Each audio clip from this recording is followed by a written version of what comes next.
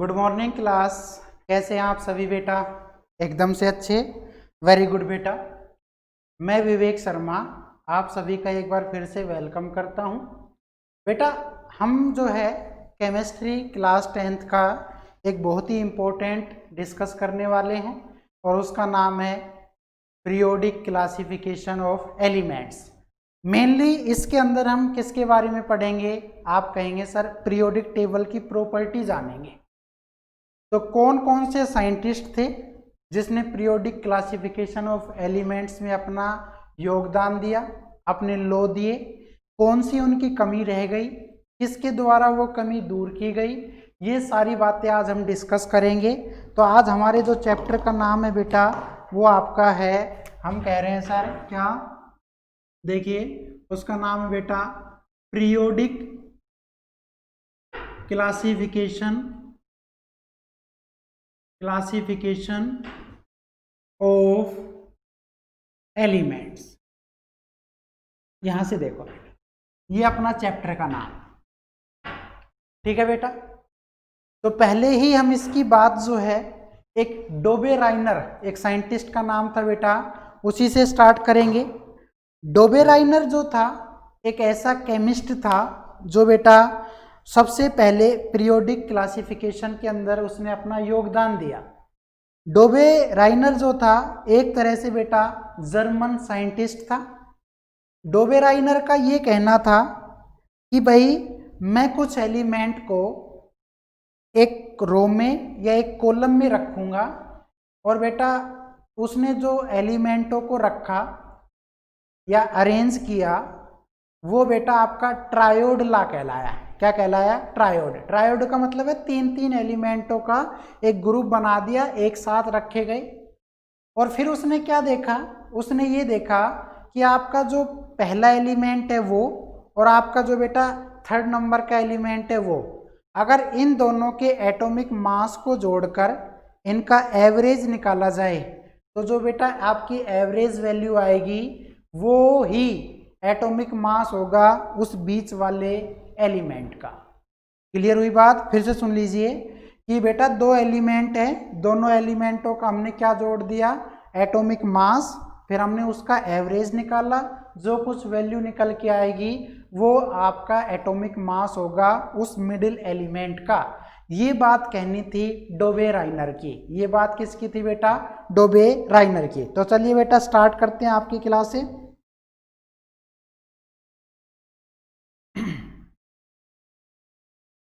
डोबे राइनर triode law. डोबे राइनर और बेटा ये है आपका जिसका नाम है ट्राइड्स लॉ। तो देखिए बेटा, आप कहेंगे ही इज जर्मन केमिस्ट। ठीक है बेटा, वो कैसा था आपका? आप कहेंगे सर जर्मन केमिस्ट था। हु स्टेट्स दैट, जिसने बेटा क्या कहा? तो देख लीजिए क्या कहा। उसने कहा है the average value of first and third element, the average value of first and third element is same value of middle element। यहां पे देखिए मैंने बहुत ही सिंपल लिखा कि बेटा जो पहले और तीसरे नंबर के जो एलिमेंट का एवरेज वैल्यू होगा वो ही सेम वैल्यू होगा किसका? उस मिडिल एलिमेंट का। तो यहाँ पर मैं जो सेम वैल्यू लिख रहा हूँ बेटा वो सेम वैल्यू आपका किसको रिफ्रेश कर रहा है? तो आप कहेंगे सर एटॉमिक मास का। क्लियर हुई बेटा? तो यहाँ पे जो एटॉमिक मास है और इसका सिंबल होता है बेटा ए। तो मैं यहाँ पे ये कह रहा हूँ कि पहले और तीसरे एलिमेंट का जो एटॉमिक मास है उसका एवरेज निकाल लीजिए और बेटा एवरेज निकालने के बाद जो आपका आएगा वो ही आपका किसका होगा, मिडिल एलिमेंट का एवरेज क्या होगा बेटा, आप कहेंगे सर एटॉमिक मास होगा। जैसे मैं कह दूं क्या, एग्जांपल देखिए बेटा, आपका एक एलिमेंट है जिसका नाम है लिथियम, ऐसे ही बेटा दूसरा एलिमेंट है आपका सोडियम, और बेटा आपका तीसरा एलिमेंट है जैसे पोटेशियम। ठीक ऐसे ही बेटा आपका यहाँ पे दूसरा एलिमेंट है जैसे आपका है क्लोरीन, दूसरा है बेटा ब्रोमीन, और तीसरा है बेटा आप कहेंगे सर आयोडीन। ये हमने दो टेबल ले ली बेटा। अब एक बात देखो, लिथियम जो है बेटा उसका एटॉमिक मास अगर कहें तो बेटा आप कहेंगे सर लिथियम का जो एटॉमिक मास होता है बेटा वो आपका कितना होता है 7। ऐसे ही बेटा पोटेशियम देखे के, तो आप कहेंगे सर जो पोटेशियम का होता है वो लगभग हम 39 या 40 मान सकते हैं बेटा। तो आप पोटेशियम का एटॉमिक मास कितना ले रहे हैं, आप कहेंगे सर 39।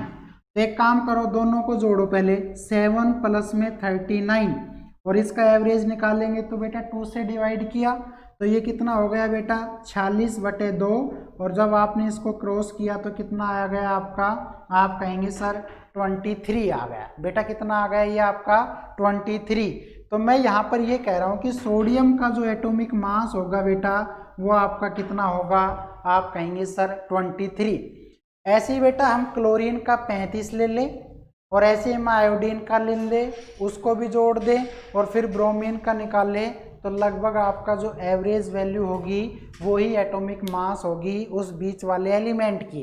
यही लो था किसका बेटा, डोबेराइनर ट्रायोडला। डोबेराइनर ट्रायोडला he is a German chemist. उसने यही बात बोली कि पहले और तीसरे नंबर के एलिमेंट का जो एटॉमिक मास है आप उसका एवरेज निकाल लीजिए, जो वैल्यू निकल के आएगी वो उस मिडिल वाले एलिमेंट की क्या होगा, एटॉमिक मास ही होगा। लेकिन बेटा वो फेल हो गया। क्यों फेल हो गया, क्योंकि उसने जैसे जैसे एलिमेंटों की डिस्कवर होती गई तो बेटा वो नहीं हो सका।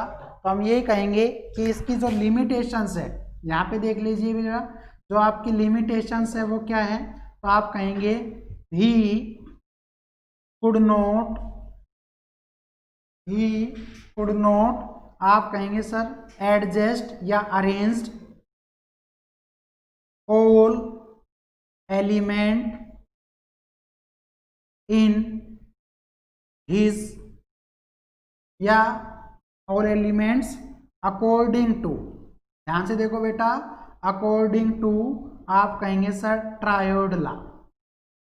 इस वजह से बेटा वो फेल हो गया, ये बात आप ध्यान रखेंगे।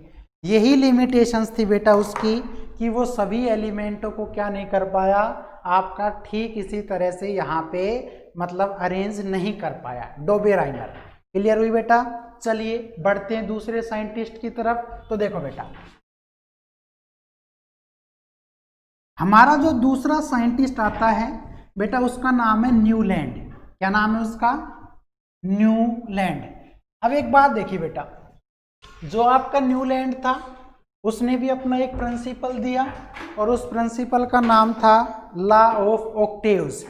मतलब यहाँ पे उसने 3 एलिमेंटों का ग्रुप बनाया, तो बेटा उसने वहाँ पे 8 एलिमेंटों का ग्रुप बनाया। ठीक है, तो हम यही कहेंगे कि डोबेराइनर का ट्रायोडला नाम क्यों पड़ा, क्योंकि he arrange 3 element in a group, 3 एलिमेंटों का जो ग्रुप था इसलिए उसका ट्रायोड नाम पड़ा बेटा। और इसी तरह से मैं कहूँ क्या कि ऑक्टेव अब जो आ रहा है देखिए, और नाम है बेटा उसका न्यूलैंड लॉ ऑफ, देखिए न्यूलैंड्स लॉ ऑफ ऑक्टेव्स। देखिए बेटा इसका क्या है, उसका कहना था ऑक्टेव्स, देखिए बेटा OCTAVES। चलिए देख बेटा, जो न्यूलैंड था ना बहुत अच्छा साइंटिस्ट था,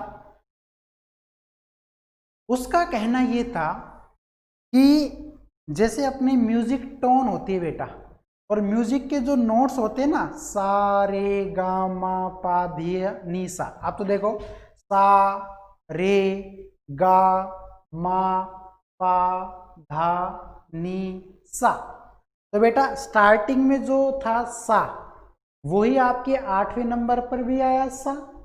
तो उसका कहना ये था कि पहला जो नंबर का एलिमेंट है और बेटा 8वें नंबर का जो एलिमेंट होगा उसकी हमेशा सेम केमिकल प्रॉपर्टीज होगी। क्लियर हुई बात? उसने कहा सा रे गा मा पा धा नी सा, तो बेटा 8वें नंबर पे भी सा आया, पहले नंबर पे भी सा आया, तो इस वजह से उसने अपने जो लो था उसको कंपैरिजन किया या सिमिलरिटीज ढूंढी कि मेरा जो ला है वो लाइक म्यूजिक नोट की तरह है। तो आप कहेंगे this law is known as similar to किससे बेटा? आप कहेंगे सर नोट्स ऑफ म्यूजिक। बेटा ये जो उसका नियम था उसने अपनी सिमिलरिटीज ढूंढी किसमें? नोट्स ऑफ ला। उसका क्या कहना था? उसने कहा था he arranged 1 to 8 element in a group. ठीक है बेटा, उसने पहले से लेकर 8 एलिमेंट को एक ग्रुप में शेयर किया एंड सेड दैट, और उसने क्या कहा? उसने कहा फर्स्ट एलिमेंट हैव या हैज, आप कहेंगे सेम प्रॉपर्टी एज लाइक किसके बेटा? आप कहेंगे सर 8th एलिमेंट और वाइस वर्सा। इसका उल्टा भी बोल सकते हैं, क्या हो सकता? यशवंत सर नीचे लाइब्रेरी में है, देखो ये वैसे लोड सिवा है, कहाँ जाना है आपको? तो नीचे है सर, सारे टीचर बैठे हैं उसमें होंगे, देख लो। हाँ जी, हाँ देख लो, हाँ जी नीचे देख लो। ठीक है बेटा, ये यहाँ पे है वाइस वर्सा। इसका मतलब क्या हुआ? इसका मतलब ये हुआ बेटा कि उसका कहना ये था कि मैं पहले से लेकर 8 एलिमेंटों को एक ग्रुप में अरेंज करूंगा, और उसने किया भी ऐसा, और ऐसा करने पर देखा कि पहला जो एलिमेंट है उसी की वही प्रॉपर्टी है जो बेटा 8 एलिमेंट की है, या आप कह सकते हैं कि 8वें एलिमेंट की वही प्रॉपर्टी है जो बेटा फर्स्ट एलिमेंट की है। उसने अपने आप में ये कहा। ठीक है, तो आप कहेंगे एट दैट टाइम, बेटा उस समय जो थे total number of non element is या वाज, आप कहेंगे सर कितनी थी? 56। ये बात ध्यान रखेंगे बेटा, उस समय जो total number of non element जो उसे पता थी वो टोटल थी 56। तो बेटा उसने इस लॉ को क्या कहा? नोट्स ऑफ म्यूजिक, कि मेरे जो एलिमेंट है या जो सीक्वेंस है वो म्यूजिक के नोट्स की तरह है, कि अगर पहले नंबर पर सा आया तो लास्ट में म्यूजिक नोट में सा आता है। उसी तरह बेटा अगर फर्स्ट एलिमेंट की जो प्रॉपर्टी है वो मेरे 8वें एलिमेंट से मैच करेगी, या 8वें एलिमेंट की जो प्रॉपर्टी है बेटा वो उसके फर्स्ट एलिमेंट से मैच करेगी। और इसी लॉ को क्या बोला गया? Law of octaves. क्या कहा गया बेटा? Law of octaves. क्लियर हुई? लेकिन बेटा अब इसकी लिमिटेशंस देखिए, ये भी फेल हुआ तो किस वजह से हुआ? ये कई बार क्वेश्चन आ जाता है। तो बेटा जो लिमिटेशंस है उसने क्या किया था? उसने ये किया था कि एलिमेंट आपके अलग हैं, तो बेटा प्रॉपर्टी सेम कैसे होगी? थोड़ी बहुत तो सेपरेट होनी चाहिए।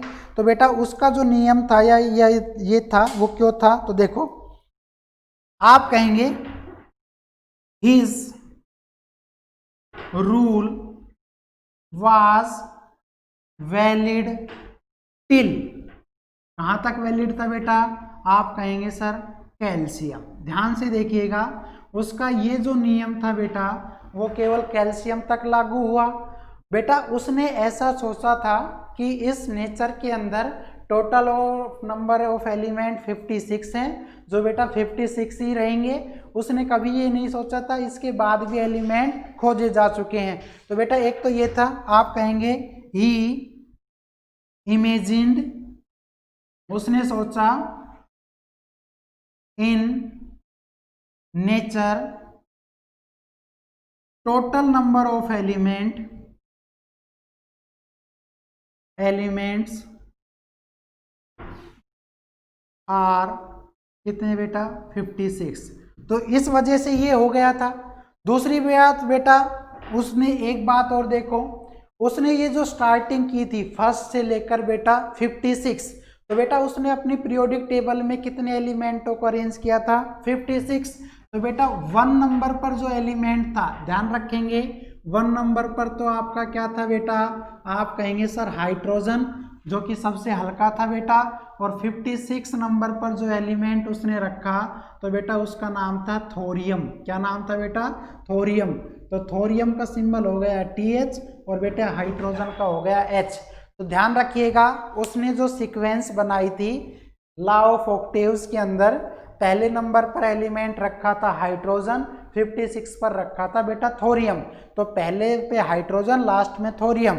और बेटा उसका जो नियम था वो केवल कैल्शियम, जो कि 20 नंबर पर आता है मॉडर्न के अंदर, वहाँ तक वैलिड था। और बेटा उसका ये सोचना गलत था कि अपने टोटल नंबर ऑफ एलिमेंट कितने होते हैं 56। इससे ज़्यादा आप देख सकते हैं कि आज के टाइम में हमें कितना पता है बेटा, 118 नंबर ऑफ एलिमेंट्स पता है। तो ये बेटा उसका लिमिटेशंस थी, इस वजह से फेल हुआ। और बेटा अब बात करते हैं बहुत ही अच्छे साइंटिस्ट की, और उसका नाम है मेंडेलीव। क्या नाम है बेटा, मेंडेलीव। तो देखिए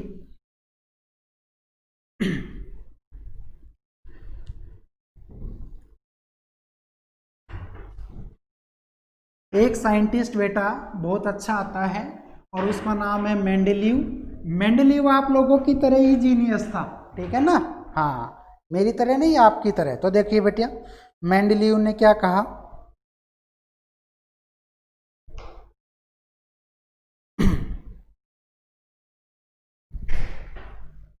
मेंडेलीव्स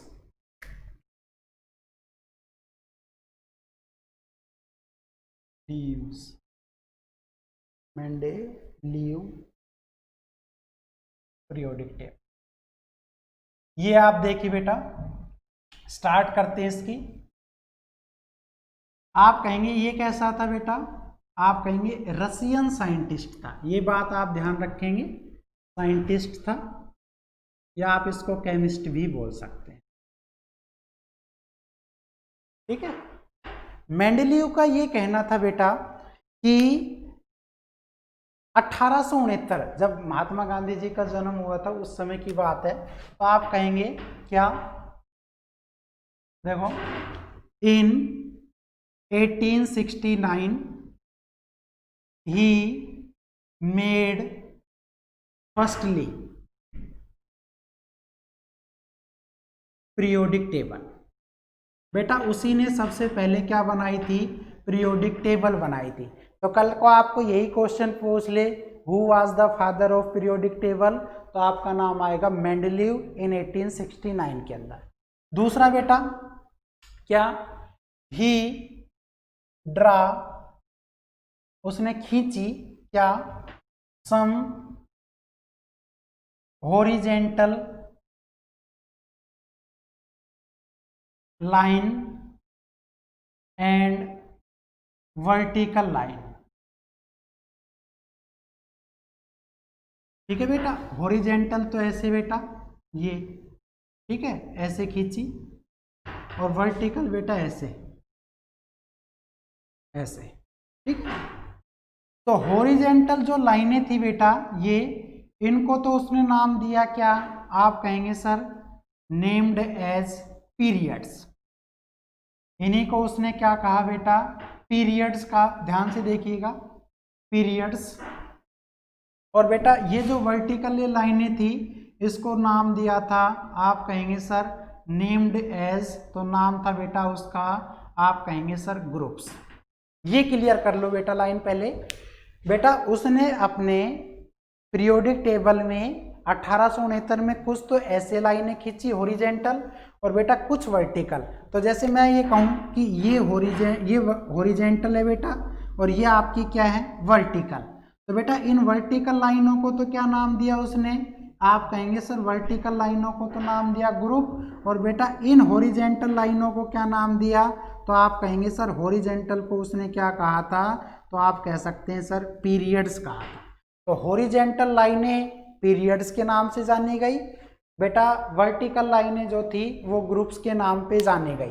तो हम ये कह सकते हैं कि मेंडेलीव की जो पीरियोडिक टेबल थी उसके अंदर बेटा जो आपके टोटल नंबर ऑफ ग्रुप थे, ध्यान से देखिएगा, टोटल नंबर ऑफ ग्रुप्स, तो ये क्वेश्चन आ जाता है, तो आप कहेंगे sir total number of groups कितने थे, तो आपका आंसर क्या होगा 8। और बेटा टोटल नंबर ऑफ पीरियड कितने थे, ये बहुत अच्छी बात है, तो आप कहेंगे sir total number of periods जो थे वो बेटा आपके 7 थे। ध्यान से देखिएगा, मेंडेलीव की जो पीरियोडिक टेबल थी उसके अंदर 7 पीरियड हैं और बेटा 8 क्या है आपके ग्रुप है, 8 क्या है बेटा ग्रुप है, ठीक है। और दूसरा हम ये कह सकते हैं total number of non element, तो बेटा अगर देखा जाए तो उसके समय में कितने एलिमेंट खोजे जा चुके थे, तो आप क्या कहेंगे 63, जबकि बेटा न्यूलैंड्स के समय में कितने थे 56। तो यहाँ पे 63 एलिमेंट है जिसको अरेंज किया पीरियड 7 में और ग्रुप बेटा 8 में। क्लियर हो गई बात। दूसरी बात देखिएगा क्या कि हम ये कह सकते हैं कि जो बेटा आपका मेंडेलीव था, जो बेटा मेंडेलीव था उसने ये भी किया क्या कि ऐसे अरेंज करने के बाद ही डज नॉट ऐड, क्या नहीं ऐड किया, आप कहेंगे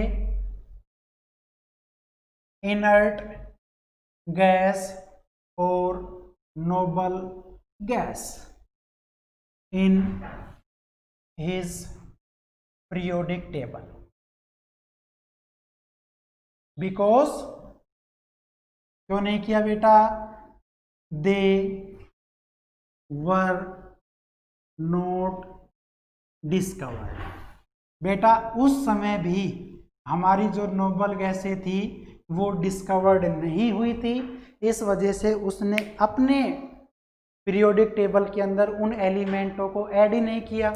तो एग्जाम्पल कौन कौन से थे बेटा, किसके, इनर्ट गैस के या नोबल गैस के, तो आप कहेंगे सर जैसे helium, neon, argon, krypton, xenon और एक आपका था रेडोन।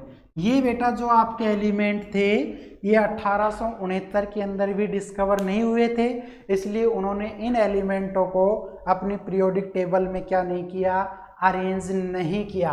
और लास्ट बात एक और लिख देते हैं बेटा, क्या आप कहेंगे सर, देखिए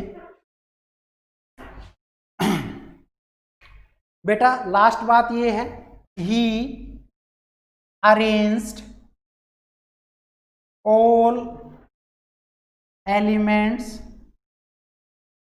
in ascending order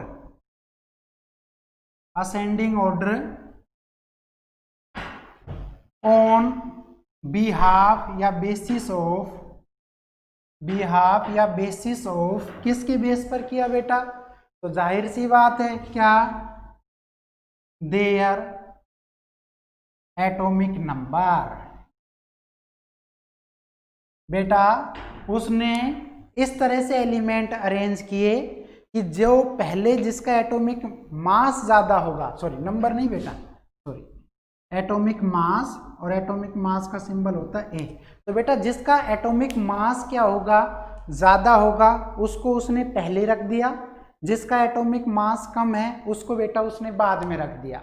तो ये उसकी पीरियोडिक टेबल की जो मेन कैरेक्टरिस्टिक्स थी वो हम लिख चुके हैं। लेकिन बेटा अब इसकी लिमिटेशंस और देख लीजिए कि क्या दिक्कत रही। लिमिटेशंस तो देखिए बेटा, he could not separate metal and non metals.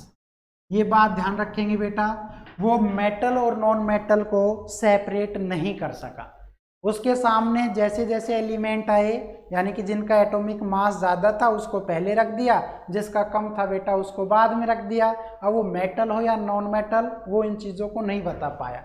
दूसरा, he could not fix hydrogen element.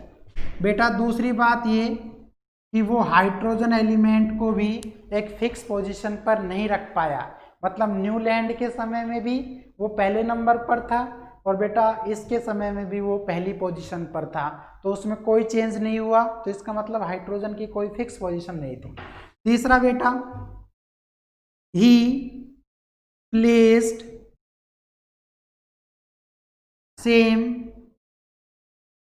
element whose he placed element whose property is same in different column। यहां ध्यान से देखो बेटा, हम ये कह रहे हैं उसने उन एलिमेंटों की, मतलब जिनकी प्रॉपर्टी सेम थी, तो सेम होती तो एक जगह रखता ना, लेकिन बेटा उसने उनके भी क्या बना दिए, अलग अलग कॉलम बना दिए बेटा। और अलग अलग कॉलम बनाने की वजह से बेटा वो क्या नहीं कर पाया। आप कहेंगे सर अलग अलग कॉलम की वजह से बेटा वो उसने अलग अलग रख दिया। तो जैसे गोल्ड था बेटा, सिल्वर था, प्लेटिनम था, ये मेटल्स थे, तो इनकी प्रॉपर्टी सिमिलरिटीज हैं, कुछ मिलती जुलती हैं, तो उनको एक जगह रखता, लेकिन उसने ऐसा ना करके क्या किया, अलग अलग रख दिया। ऐसे ही बेटा कई जगह पर उसने क्या किया, हम कहेंगे इन 8th ग्रुप्स ही प्लेस्ड, उसने रखा less atomic mass first then heaviest element. ये बात यहाँ पे देखिएगा बेटा, उसने अपनी पीरियोडिक टेबल का जो 8th ग्रुप था ना, उसके अंदर एक ऐसा एलिमेंट जिसका लेस एटॉमिक मास है उसको पहले रख दिया, जबकि इससे पहले वो क्या करता आ रहा था बेटा, उनको एटॉमिक मास जिसका ज़्यादा था उसको वो पहले रख रहा था। यहाँ पे उसने गड़बड़ कर दी, जो हल्का था उसको पहले रख दिया। इससे पहले वो भारी वाले को पहले रख रहा था, लाइट को बाद में। यहाँ पे उसने लाइट एलिमेंट को पहले रख दिया, हैवी को बाद में। तो ये आपकी जो करेक्टरिस्टिक्स थी, लिमिटेशंस थी किसकी, आप कहेंगे सर करेक्ट, ये है उसकी मेंडेलीव की। Who was the first father या discovered periodic table, he arranged all elements according to their atomic mass, जिसका एटॉमिक मास ज़्यादा है उसको पहले रख दिया, उसके बाद में रख दिया, फिर बाद में। लेकिन यहाँ पे उसने गड़बड़ कर दी 8th के अंदर। ये बेटा उसकी लिमिटेशंस है, ये उसकी क्या थी, कैरेक्टरिस्टिक्स थी। क्लियर हो गई बेटा बात। एक बात और लास्ट समझ लीजिए, क्या कि बेटा अगर मैं आपसे ये कहता हूं क्या,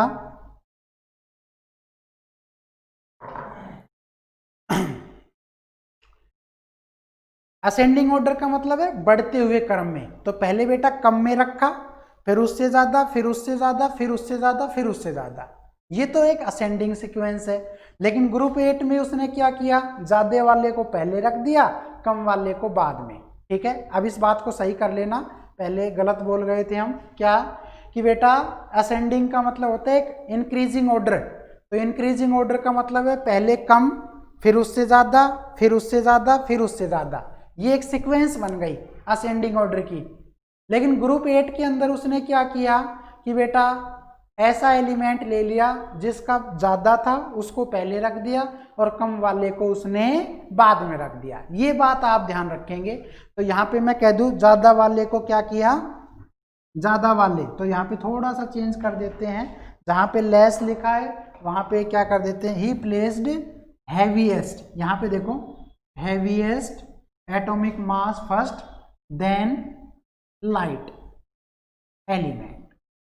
ये बात ध्यान रखिए, ये चेंज करना है बेटा, पहले कम फिर उससे ज़्यादा फिर उससे ज़्यादा फिर उससे ज़्यादा। ये तो एक असेंडिंग ऑर्डर की सीक्वेंस है, ये रही। लेकिन बेटा उसने ग्रुप 8 के अंदर क्या किया, ज़्यादा वाले को पहले रख दिया, जबकि रखना क्या चाहिए था, कम वाले को पहले ज़्यादा वाले को बाद में।